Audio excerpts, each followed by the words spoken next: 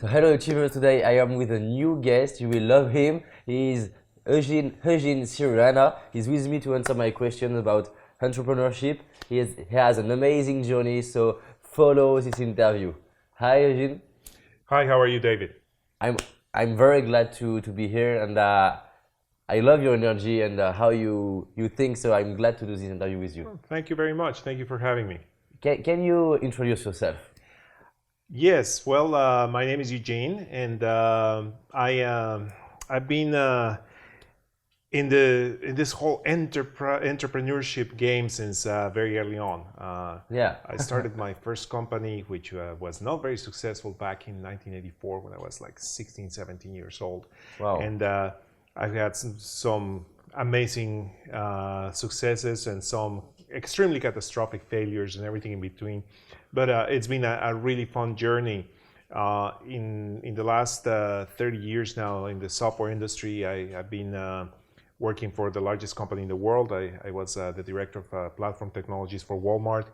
And at the same time, I was involved with some very obscure startups, and also with another startup that was really cool. And most recently, I was involved with a startup called Somly. That, as you know, my partner, a 17-year-old Nick, came up with this fabulous idea of how to make an app that would give you the news summarized on demand, 24 hours a day, wherever you were on your iPhone.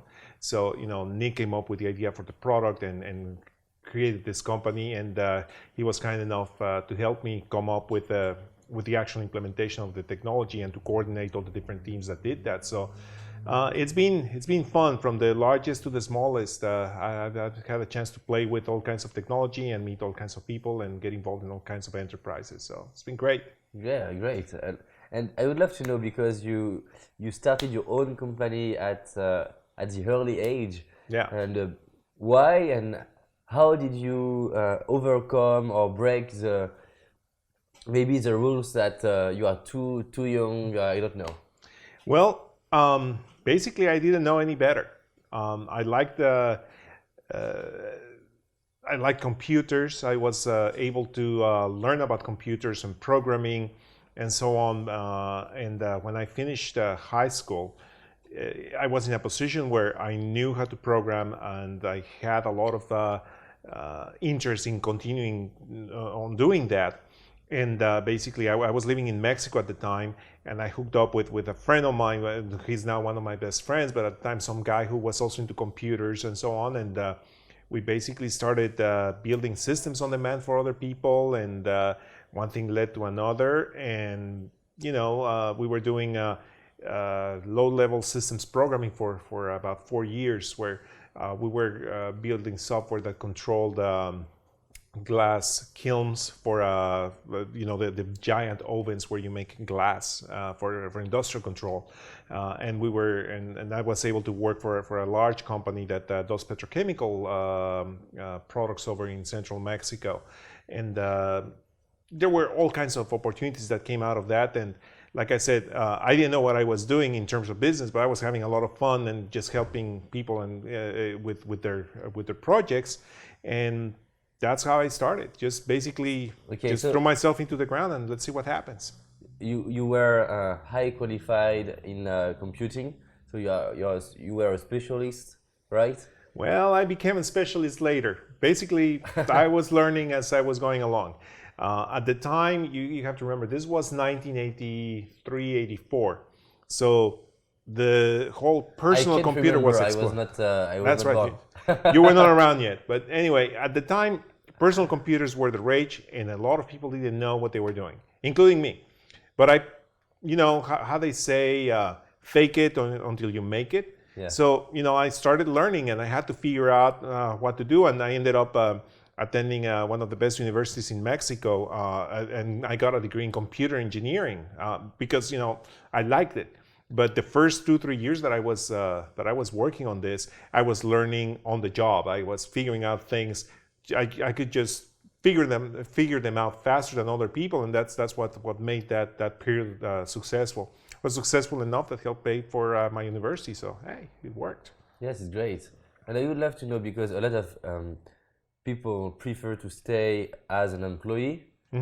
Why did you decide to offer your service as an entrepreneur? Well, it's a combination of lack of desire to have a very structured routine. I can do a very structured routine for just a few months out of the year, and then I have to change. I have to be looking at something nice out of my windows. I have to be engaged with what I'm doing. And what happens when you're working for someone else is their goals, not your goals.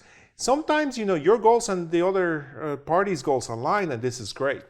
And for a while, for example, when especially, I literally only had like 3 jobs in my life. The rest of the time I've been doing companies where I've been a partner or something.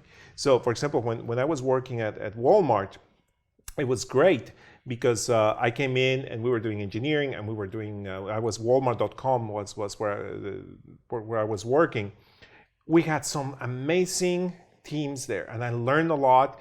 And I only spent there 3 years, but during those 3 years, it was an amazing learning experience. It was a fantastic place to work, and so on, until I reached a point after 3 years where I realized, okay, I think I grew as fast as I was going to grow in here.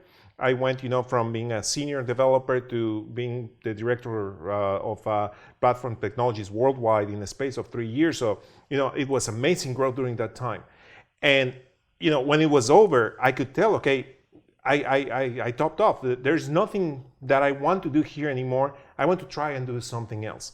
So that's basically how I relate to working for someone else. Is like, as long as I'm growing and as long as the job is interesting, I'm going to be there. The moment it stops being interesting, I think it is my obligation to the company to say, hey, this is not working out because, I'm not the guy that you need for solving this other problem. So, that's pretty much how I view it. Same with school. If there were topics when I was at the university that didn't interest me and my grades reflected, I barely passed. There were things I found fascinating, and I have, straight A's for 3 years out of the 4 at the university, great grades.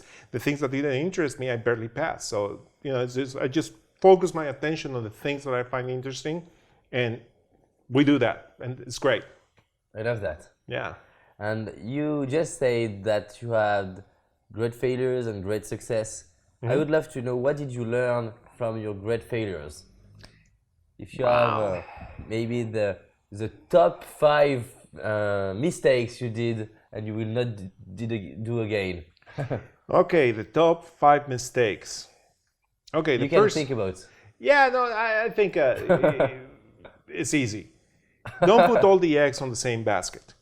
Never trust all your energy, everything into one thing, because that thing may not work out.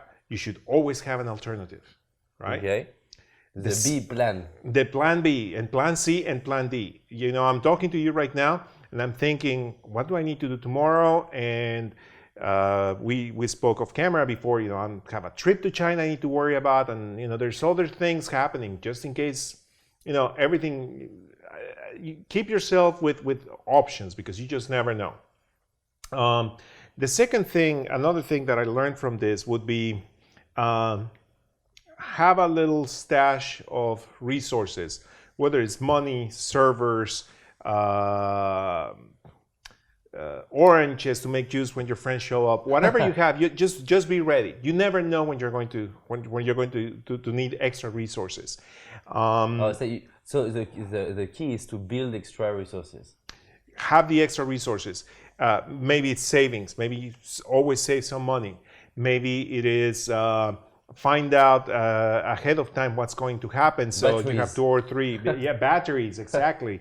Like I said, friends are coming, and they like fruit. So hey, maybe you have some oranges and some apples and some strawberries, and you figure out, hey, when they show up, give them an option, and then you're ready. Versus, maybe you don't know, maybe you just bought strawberries, and maybe one of your friends is allergic to strawberries, so you have an option, right? So at any scale, always leave yourself with some options. Don't paint yourself into a corner. That's great. The third one, and this was in a very dark period of my life. I think in 2002 I ended up having macaroni and cheese for Christmas dinner by myself. It was after the first dot-com implosion, and I had engaged working with a company that sold adult services, adult entertainment services, basically a porn. So that didn't work out, and it worked out so badly that I lost a business that I had set up.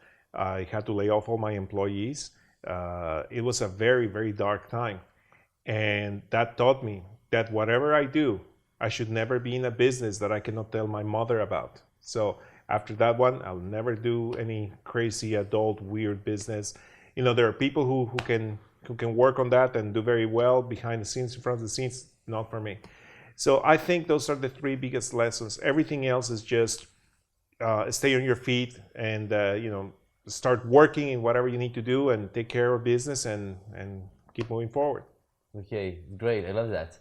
And in the opposite, what is maybe the top three lessons you would like to share? Let's imagine. Wow. I could ask that differently. So let's imagine that I have a machine to come back in the past. So I have the ability to help you to come back in the past and to help the younger Eugene to grow faster. So what do you want to say to you in the past to grow faster? Wow. I would say you can think about. I need to think about that one.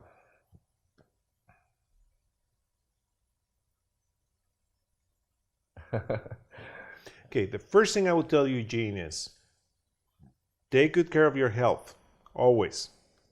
Because Eugene was pretty out of shape in the mid-90s, and he got sick. And it took a while for him to get back from that one. So I would say, hey, don't, always stay healthy. Work out a little, go for a walk. You always try to burn some energy, just doing something physical. Computers are great, but make sure you go outside and get some fresh air at least once a day, every day, and for at least 20, 30 minutes. Just clear your head. That's going to keep you very healthy, and that's going to give you energy to do other things. I love that. What would be another thing? Save more money. That's very important, because how much in percentage, in proportion? It's very hard to tell. Basically, I think there were periods again where young Eugene was successful, and he was splurging and having living like a king, and then that all went away. And then it came back, and then it took a while for that guy to find the balance. So I would just say, hey, look, don't save a lot, but one day you may end up eating macaroni and cheese for dinner for Christmas. You don't want to do that. It's very painful. So save some money. That would be very good for that guy. And I think the third thing would be, as much as you love learning, there is always a little bit more. There's always one more thing that you can learn. There's always an extra thing that you can find interesting. Don't focus all your attention on computers and the programming and the things that you have. Because while you're a specialist in these things, you may also find inspiration in other areas, in other disciplines. So keep your eyes open. Go spend more times at museums. And now I love going to museums. San Francisco has fantastic museums. I love going, I make time at least once a month to go somewhere where we can find, like right now there's an Impressionist exhibit at the De Young Museum here in San Francisco. So I would love to, I'm counting the hours until I can go and check it out. All Eugene would just focus on learning all these things about computers and really obscure technological gotchas and hacks and so on. It's like, spend some time learning something else. in the long run, it's going to help you do other things that you don't realize that you're going to need. Wow, there is a lot of wisdom in your in your answers. I love that.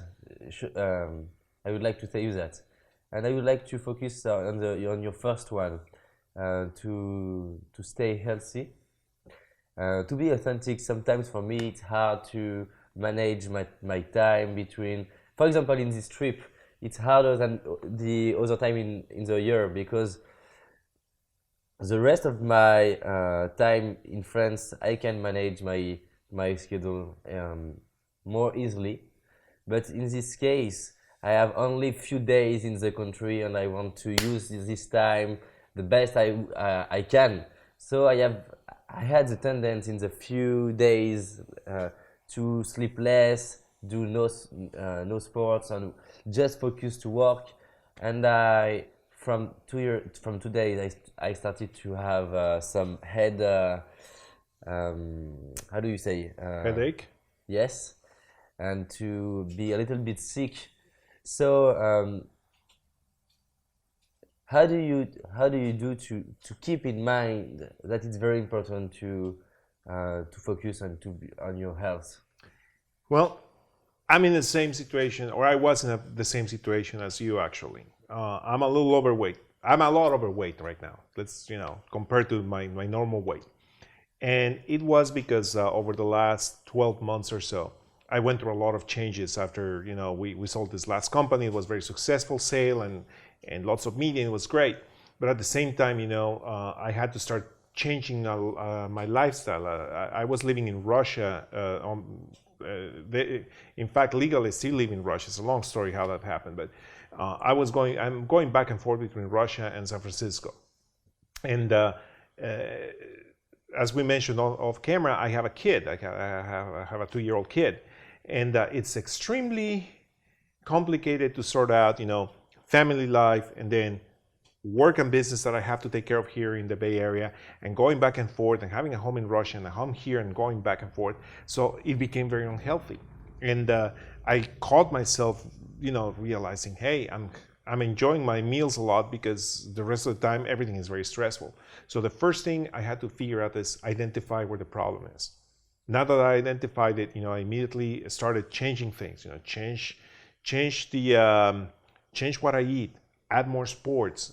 Just yesterday I went back. I used to be a professional kickboxer, and just yesterday I went back to the gym and I lasted the whole hour, and I ended up sparring for a little while, a couple of rounds with some friends, and I was dead when I left the gym, but I feel great now. All the aches and pains that I had went away because all of a sudden, the blood was flowing again. And I have every intention of going back to the gym this week and just start getting back that balance. I think, in your case, when you're having all these things, just try to identify what is it that is causing that imbalance in what you're doing.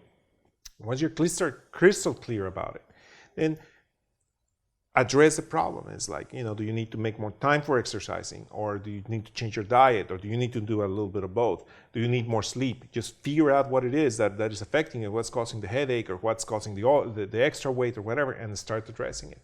And you will immediately get that you can internalize it, and then you start consciously not doing the things that you would normally do. Like, for example, I have fresh fruit, or I could have a big slice of cherry pie.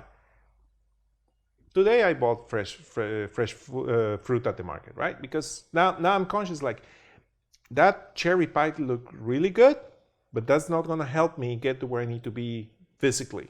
So just, being crystal clear about what you need to do about yourself and your goals and what you're trying to achieve, and then everything just kind of lines up with it.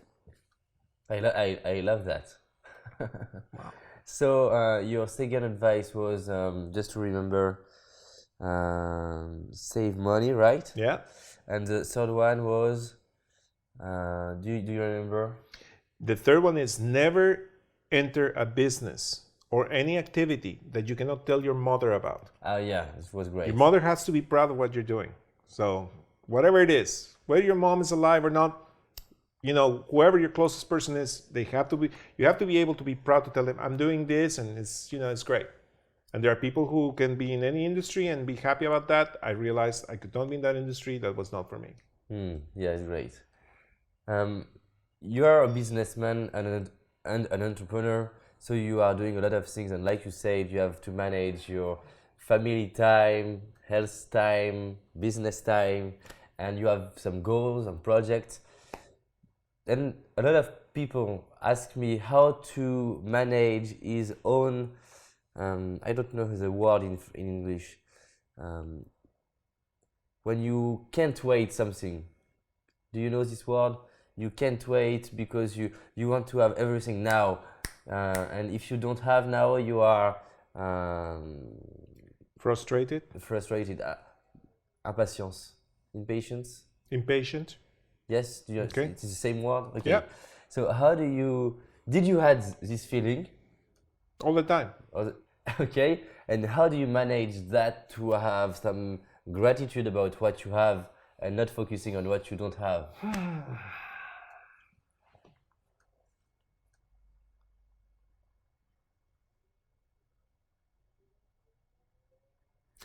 Remember what I mentioned earlier about not painting yourself into a corner, not having only one thing? That's how I manage it. Since there isn't only one thing that I'm focused on at any one time, there's 2 or 3 things that are happening in parallel. There's like my regular job, the things I have to do no matter what. There is the conferences. I do a lot of public speaking.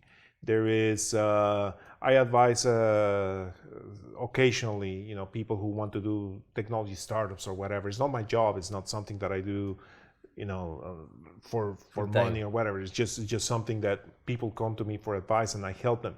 Since I have all these things happening in parallel, that helps me balance out professionally what's happening, so I don't get that impatience. Like it has to happen now. It has to happen now. There is no single activity that makes me focus on that one thing to the point where I am extremely anxious about making it happen. For example, I'm going to talk about another startup I did where an acquisition was imminent. We were going to have an exit through an acquisition, but nothing is serious, nothing is real until you have the contract signed and the check in the bank, right? Until then, everything can happen, it cannot happen. You don't know until you actually have the money in the bank. So if the only source of work and the only source of focus that we had was the acquisition, then everyone would be extremely anxious. My partners and me, we would be just, tearing our hair out and have no hair now, right? So what happened was we already had planned, if this acquisition doesn't happen, then let's get another round of funding and let's open a new office, in Kiev. This was when I was back in Russia, whatever it takes, so that if the acquisition doesn't happen, then we have this plan B, we go on plan B, and then we continue forward. And there's a lot less stress because we're always busy weighing our options and we always have a second alternative. If you put all your energy into the one thing that you want to make happen, that's when you get impatient because there's nothing else happening around you. So you want to see it happen, and you put a lot more energy, and sometimes you put good energy, sometimes you put bad energy. You start feeling frustrated because you cannot control what the other people are doing. You can only control what you're doing and how you feel, but you cannot control what other people are doing. Since you cannot control those third parties, you don't know if their investors backed out. You don't know anything about what's happening on their side. So that makes you impatient if you are just trying to make one outcome happen and not having something else. So the way you balance that out is by just having multiple things to do. Family, same thing. We're flying back to Moscow a few weeks ago, and we said, hey, we can go straight back to Moscow, or we can stop in Paris for a couple of days. What do you guys want to do? Let's stop in Paris. Okay. So we stopped in Paris just for a day, play tourist, enjoy ourselves and everything. Everyone rested. And when we got on the plane to get back to Moscow, everyone was much happier. Toddler, he's 2 years old. He was great. He was having a good time.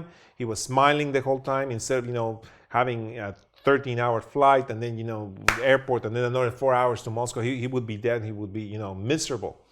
So there is another option.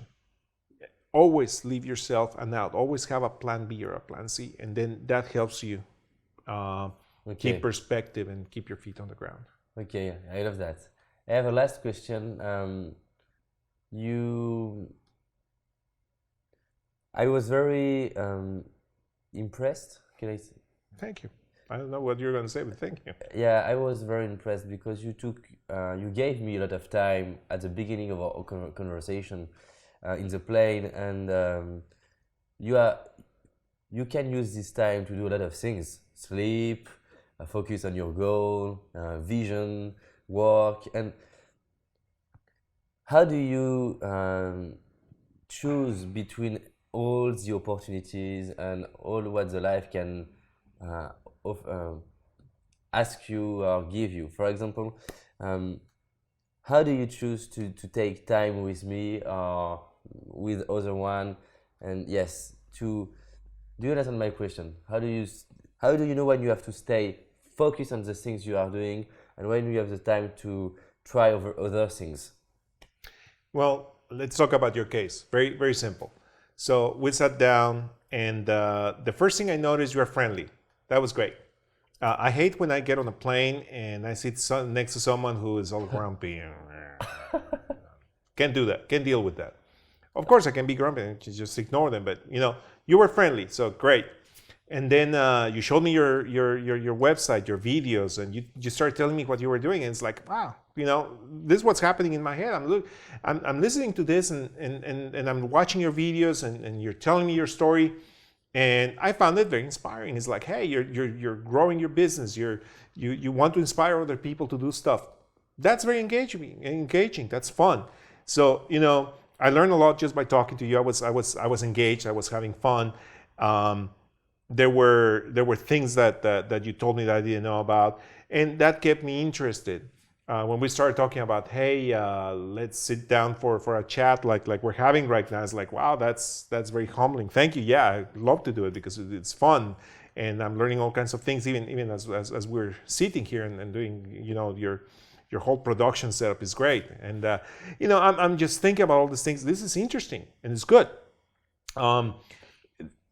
Sometimes the same way as I met you, that's how I met Nick. The guy who did Somly. He was, I never in my wildest dreams would I have dreamed that, I would partner with a 16-year-old to make a company that made news around the world. And we did. So it was great. Why? Because, it was interesting. It was engaging. At the time, I was working for a very large venture fund in the Ukraine. And, I put that job on hold to go and work with Nick because what Nick was doing was more interesting. Remember what I said? You grow so much in one place, and then, hey, there's something else that I can learn somewhere else. So that's how I engage with Nick.